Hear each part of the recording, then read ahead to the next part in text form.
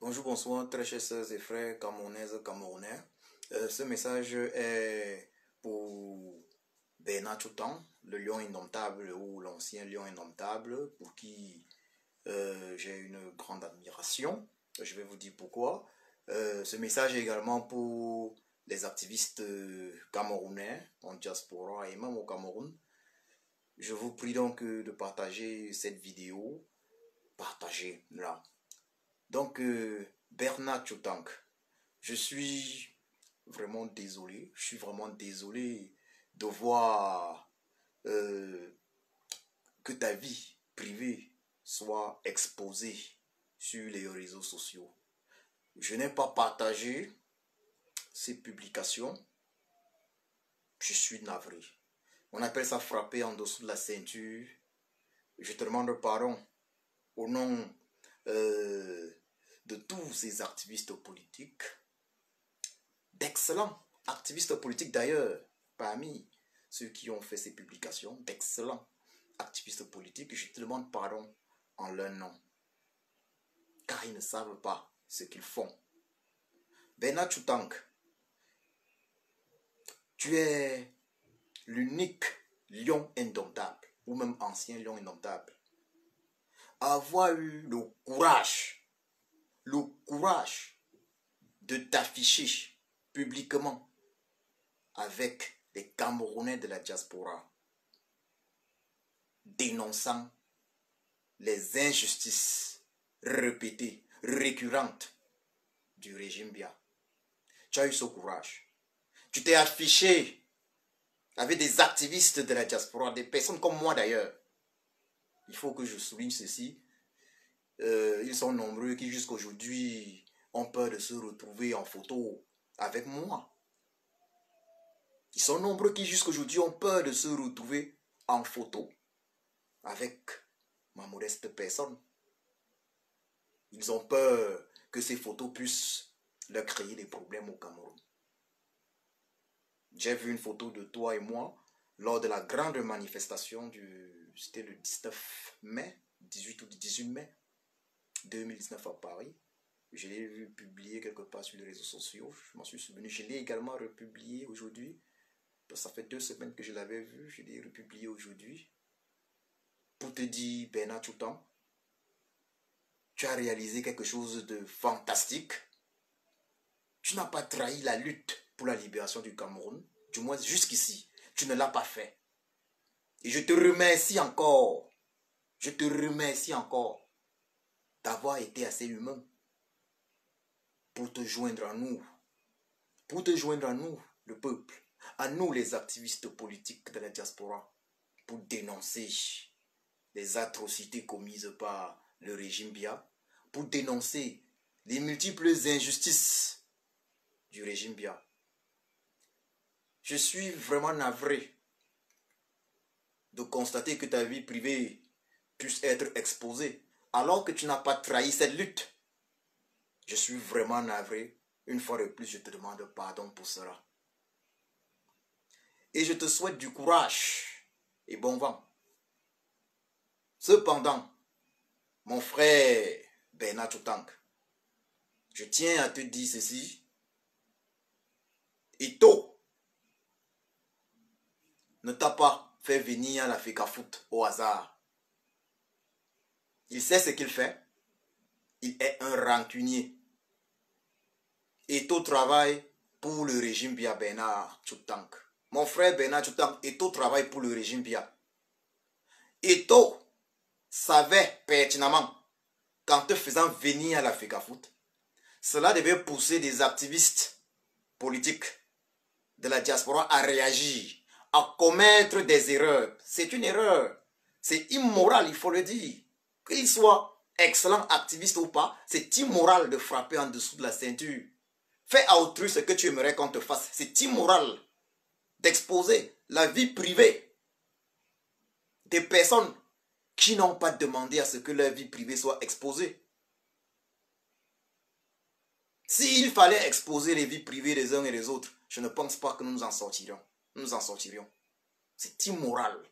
C'est d'ailleurs même injuste. Surtout que toi, Bernard Choutank, tu n'as pas trahi la résistance. Donc je continue là où je m'étais arrêté. Eto'o t'a fait venir à l'Africa Foot, sachant que la diaspora, les activistes de la diaspora, certains activistes de la diaspora, des excellents activistes d'ailleurs, devaient commettre l'erreur de s'attaquer à toi, alors que tu n'as rien fait. Tu n'as pas trahi la résistance, à ce que je sache. Et ils se sont attaqués à toi. Et du coup, cela permet à Eto'o de montrer que, regardez comment se comportent les activistes de la diaspora. C'est de ça qu'il s'agit. Eto'o avait prévu cela. Eto'o, c'est un soutien de Pierre-Paul. De la même façon que Eto'o a fait venir Jean-Bruno Tagneux. Eto'o a utilisé Jean-Bruno Tagneux. Eto'o l'a utilisé pour par la suite le mettre de côté. Donc, Eto'o aujourd'hui a comme projet de piocher parmi les Camerounais qui s'intéressent au bien-être du Cameroun. Les Camerounais qui dénoncent le régime Biya, piocher parmi des personnes qui ont dénoncé et qui dénoncent. Une fois que ces personnes-là se rapprochent d'Eto'o, le moment venu, Eto'o les laisse tomber. Donc, Bernard Choutank, je suis convaincu que Eto'o va te laisser tomber, voilà, en chute libre sans vitesse initiale. J'en suis convaincu, car ce n'est pas un hasard. Actuellement, Eto'o a déjà eu ce qu'il voulait, déjà. D'ores et déjà, il a eu ce qu'il voulait. Les activistes, certains se sont attaqués à ta personne. Et je le dirai encore, je le souligne injustement. Mais je précise qu'ils ne savent pas ce qu'ils font. Parce que j'ai même vu d'excellents activistes politiques camerounais s'attaquer à ta personne. Et je sais de quoi je parle. Quand je parle d'excellents, je voudrais même encore remercier ces activistes politiques camerounais là pour le gigantesque, l'énorme, l'incommensurable sacrifice consenti dans cette lutte pour la libération du Cameroun depuis au moins 2018. Oui, la lutte use, la lutte fatigue.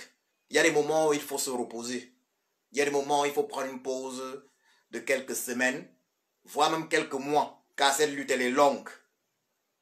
Le régime Biya s'est imposé au Cameroun depuis une quarantaine d'années. Ce n'est pas en une journée que nous allons déloger ce régime. Donc, Eto'o a réussi son coup, c'est clair. Il a créé une espèce de scission également au niveau de la manière de voir les choses entre les activistes. Et, plus important, il permet à certains de pouvoir dire, regardez comment les activistes de la diaspora se comportent. Dès lors qu'une personne agit d'une autre façon, il tape en dessous de la ceinture. Et je voudrais dire ceci à mes sœurs et frères activistes de la diaspora, à ces illustres activistes de la diaspora, qu'il n'est pas bon de frapper en dessous de la ceinture. Il n'est pas sain. Ce n'est pas une idée saine de frapper en dessous de la ceinture. Quelles que soient les circonstances, il ne faut pas frapper en dessous de la ceinture d'un humain, d'un être humain. Quel qu'il soit, que cet être humain soit notre pire ennemi, ou qu'il soit notre meilleur ami. Ces frappes en dessous de la ceinture ont contribué elles ont contribué à un manque de succès de la résistance lors de certaines actions.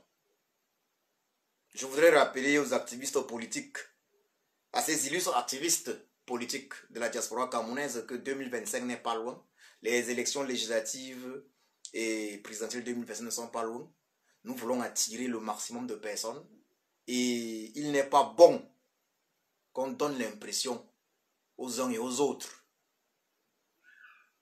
que leur vie privée peut être exposée dès lors qu'ils ne partagent pas sur certains points, les mêmes points de vue que nous. Alors faisons attention. Une fois de plus, merci à tous. Partagez cette vidéo.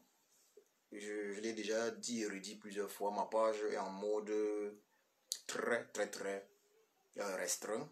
À vous de partager cette vidéo. Je vous souhaite une bonne soirée.